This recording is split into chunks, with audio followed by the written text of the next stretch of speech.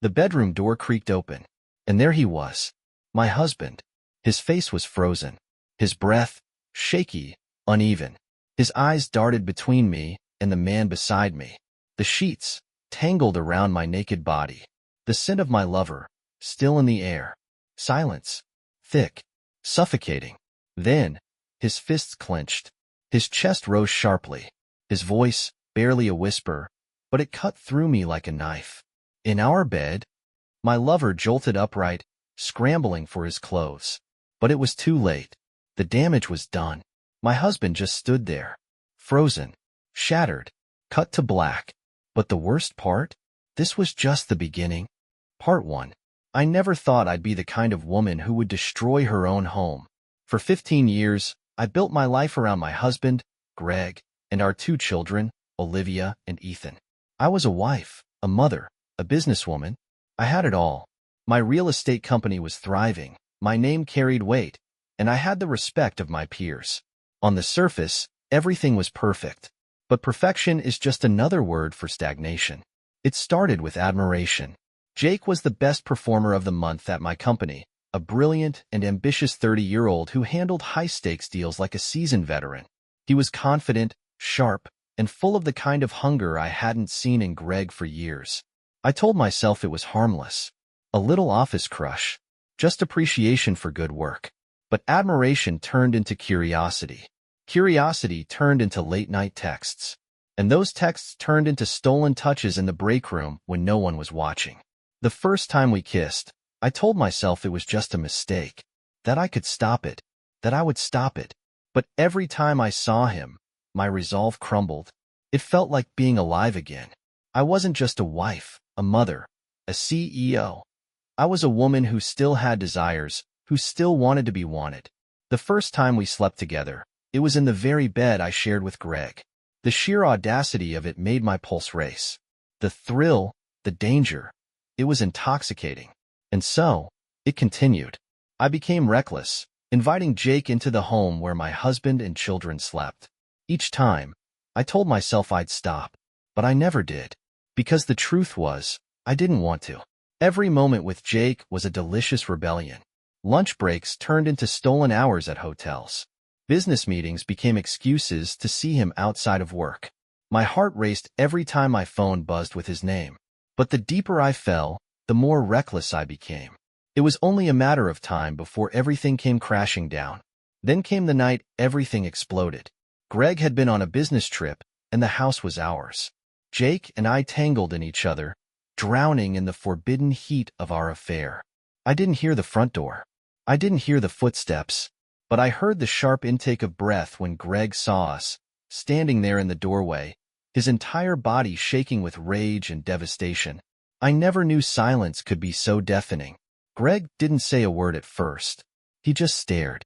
And in that moment, I saw the pieces of our life breaking apart, shattering into something beyond repair.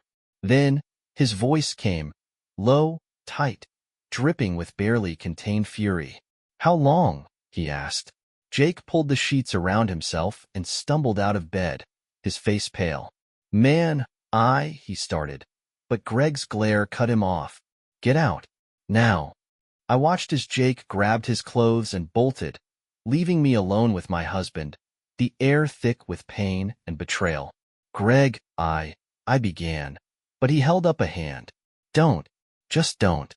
His voice cracked, and for the first time, I saw tears in his eyes. He turned and walked out, and with him, my entire world crumbled. I sat in the ruined silence of our bedroom, my body still tangled in sheets that smelled of another man. My chest ached with the weight of what I had done. I had never felt so empty, so completely and utterly alone. I wanted to run after him, to say something, anything that could undo what had just happened. But there were no words that could fix this. The house felt suffocating.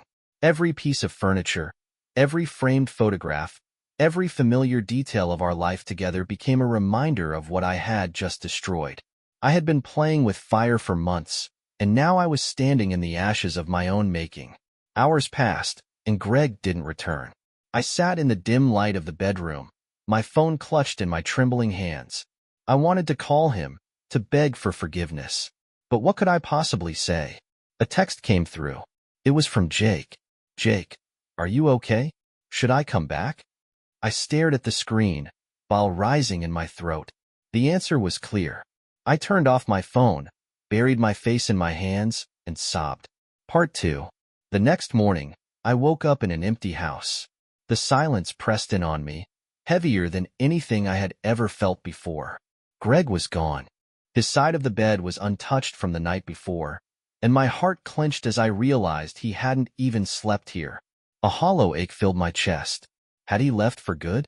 Would he ever come back? I stumbled out of bed, my head pounding, my body sore in ways that had nothing to do with the night before. The guilt sat in my stomach like a weight, making every step feel like I was wading through quicksand. I checked my phone. Nothing. No messages, no calls. Nothing from Greg, and nothing from Jake. For the first time in months, I felt completely and utterly alone. The kids. My breath hitched as the thought hit me like a slap. Olivia and Ethan. Greg wouldn't take them away from me. He wouldn't do that, right? I rushed to their rooms, my heart hammering in my chest. Empty. Their beds were made, their backpacks gone. My knees buckled. He had taken them. My babies. My entire world. Gone. I grabbed my phone with shaking hands and called Greg, but it went straight to voicemail. My hands trembled as I tried again. And again. Nothing.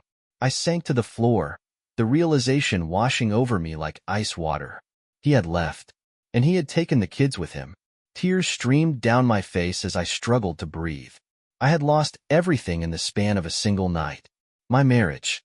My family. My reputation. What had I done?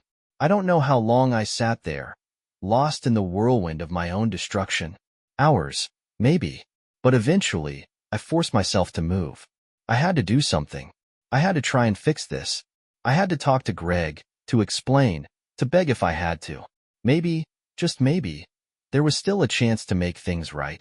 I splashed cold water on my face and grabbed my keys. My first instinct was to drive to Greg's parents' house. He would take the kids somewhere safe, somewhere familiar. It was the only place that made sense. But as I backed out of the driveway, my phone buzzed. A message from an unknown number. Unknown. Everyone knows? My blood ran cold.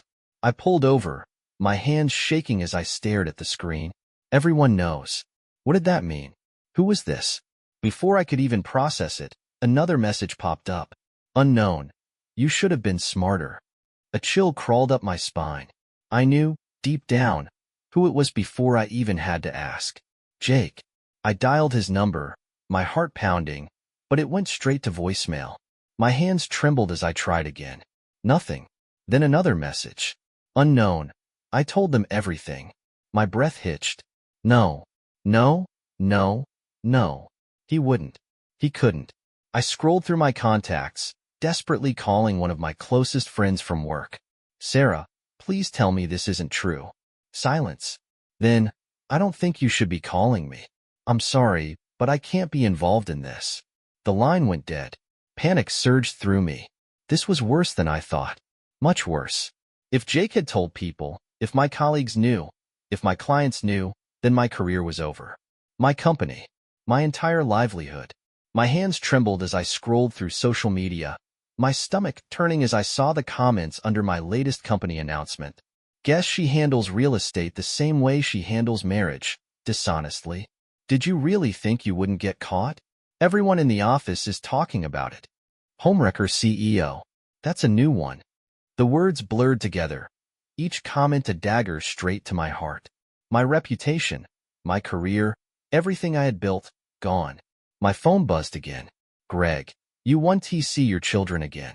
Don't call me again. I let out a strangled sob, the final nail in the coffin of my life as I knew it. This wasn't just a mistake. This wasn't just an affair. This was the moment I lost everything. Still, the messages kept coming. Former employees, past clients, business partners. Everyone had something to say. My inbox overflowed with cold, clipped words that spelled out my demise. We're terminating our contract effective immediately. Given recent revelations, we no longer feel comfortable being associated with your brand. Your personal choices reflect poorly on your professional integrity. We'll be in touch regarding severance. I wanted to throw my phone across the room. I wanted to scream. But what good would it do? The truth was out. My sins laid bare for the world to see. And there was nothing I could do to stop it. I tried calling Jake again. I needed to hear it from him. I needed to understand why he would do this to me. But the line went straight to voicemail. Again and again. Then, another message. Unknown, next time. Don't use people. They bite back.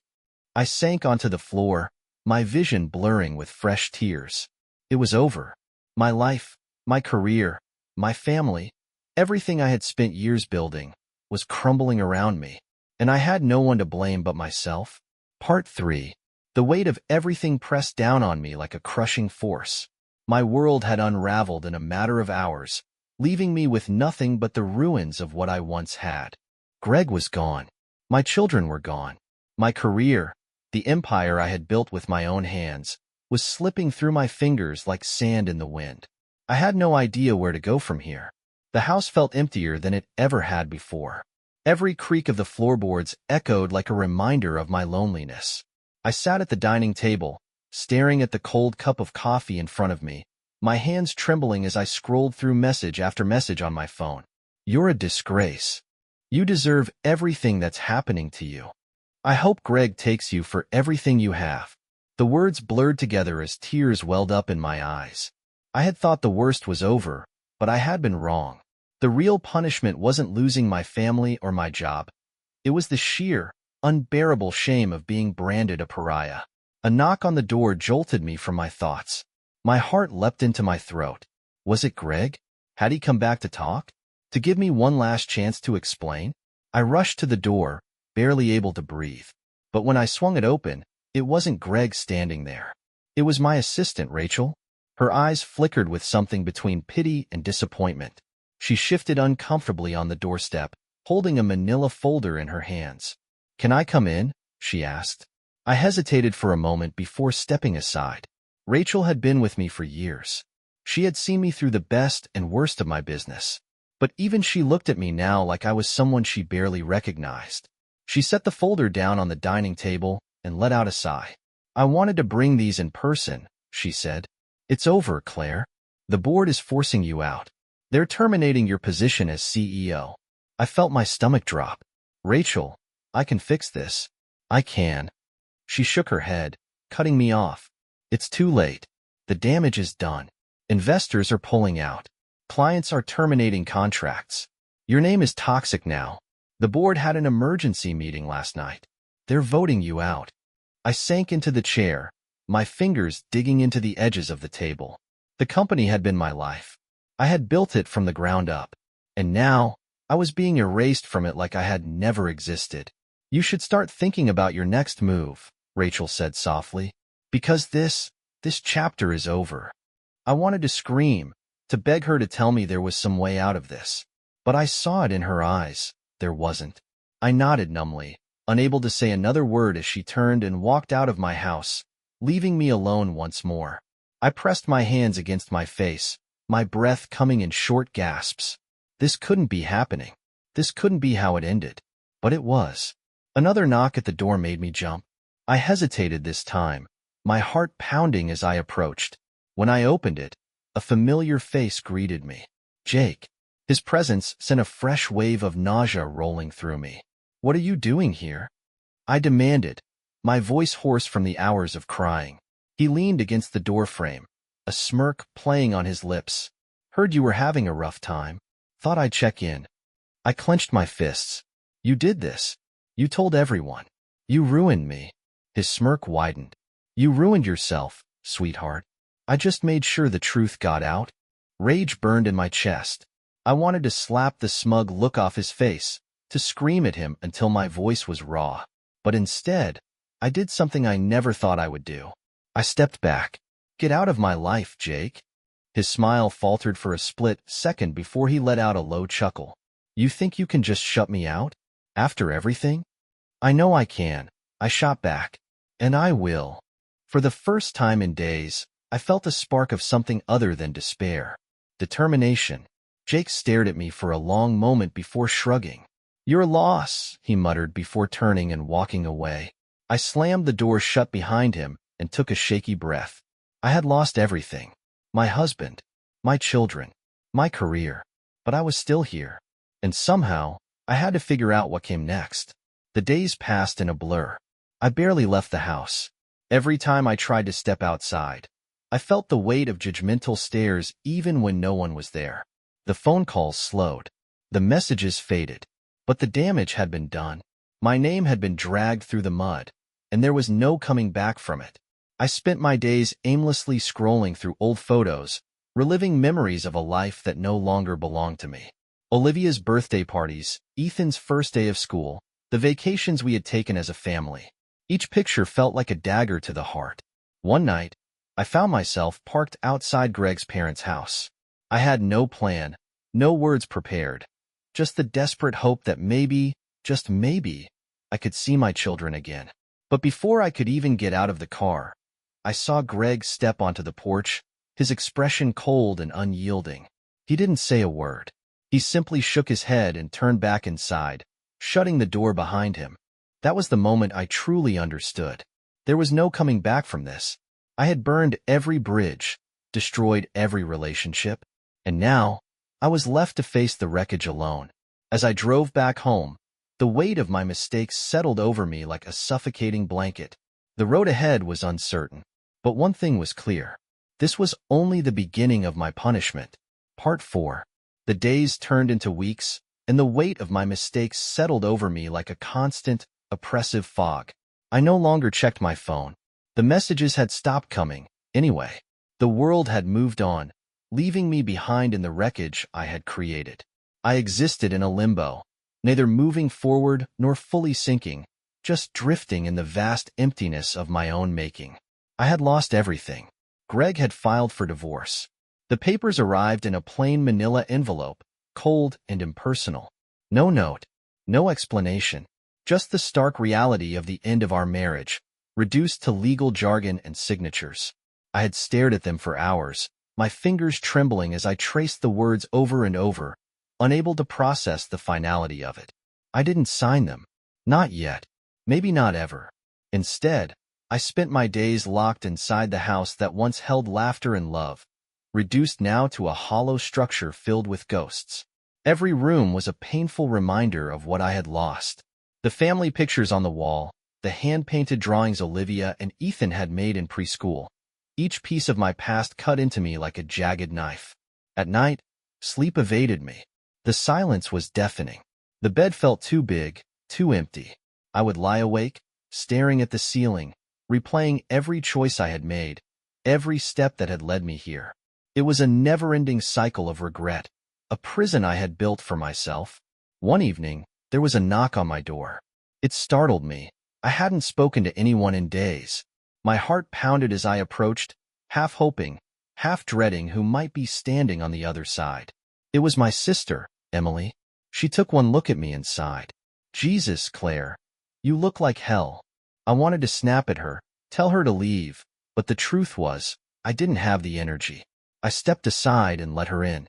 She walked straight to the kitchen, shaking her head at the sight of the untouched dishes in the sink, the unopened mail piling up on the counter. "You can't keep doing this," she said, crossing her arms. "You need to get out of here. Get some air. Eat something that isn't stale crackers and cheap wine. And go where, Emily? Everyone hates me. My own husband won't even let me see my kids. My job is gone. My name is ruined. There's nowhere for me to go." Emily sighed, her expression softening. "You made a mistake, Claire. A huge, catastrophic mistake. But you can't just sit here and let it consume you." I cried bitter tears. "What else is there? This is my life now." She sat down across from me at the table, studying me in that way only an older sister could. "Greg might never forgive you, but that doesn't mean you stop living. You need to figure out what comes next. You're not dead, Claire. Start acting like it." Her words cut deep. I wanted to argue, to tell her she didn't understand, but she did. She had always been the strong one, the pragmatic one. And right now, I needed her strength, even if I couldn't admit it. "Come stay with me for a while," she offered. "Just for a few days. Get out of this house, away from all this." She gestured around the room, self-inflicted misery. I almost said no. I wanted to wallow. I wanted to sit in my grief and let it swallow me whole.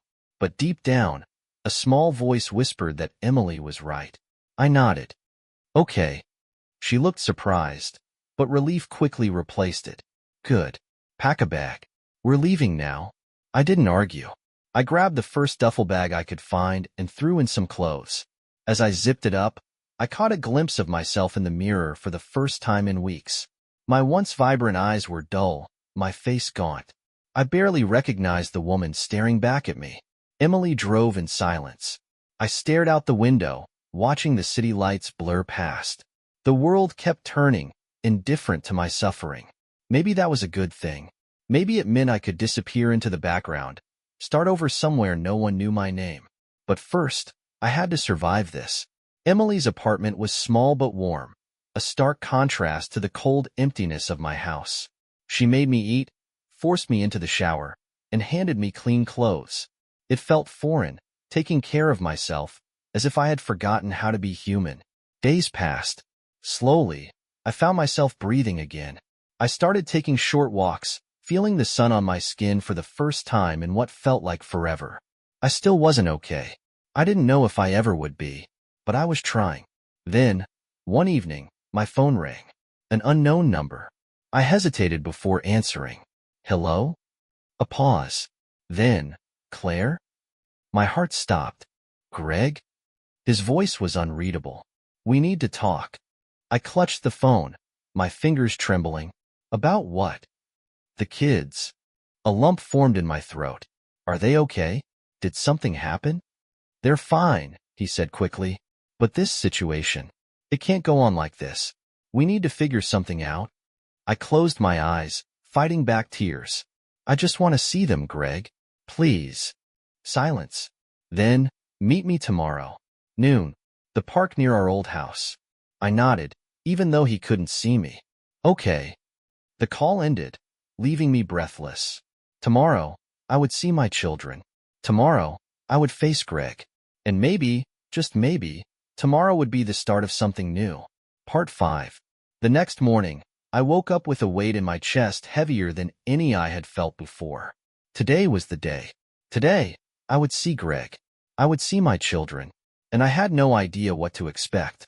Emily drove me to the park, her presence a steadying force.